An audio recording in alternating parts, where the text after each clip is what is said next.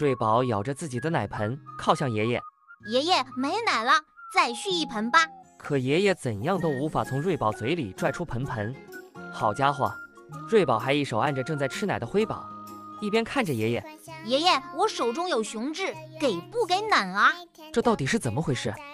原来现在瑞宝、辉宝的体重都快接近80斤了，证明俩宝贝都很用心，在健康成长。爷爷一边轻轻撸着辉宝圆滚滚的小肚腩，一边感慨辉宝吃得好饱啊。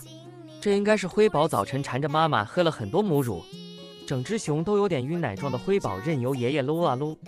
其实熊猫宝宝对母乳是相当依赖的，一方面是母乳营养丰富，是熊猫宝宝成长必备的食物，另一方面也是熊猫妈妈通过哺乳行为增加母子亲密接触。只是爱宝一妈奶俩娃辛苦了，而辉宝在喝母乳这件事上从不含糊，一直比姐姐瑞宝更能喝。瞧这圆滚滚的肚子的知道了。而随着辉宝的眼光看去，瑞宝也已经把盆奶喝光了。瑞宝不止满嘴奶胡须看向爷爷，还抱起盆舔。瑞宝这模样分明就是刚才母乳和盆奶都没喝饱，所以在辉宝还没开始喝，他已经向爷爷投来蓄奶的眼光。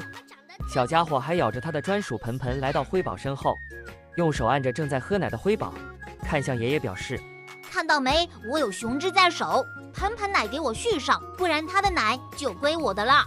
看到瑞宝这装凶做事的模样，真的好可爱啊。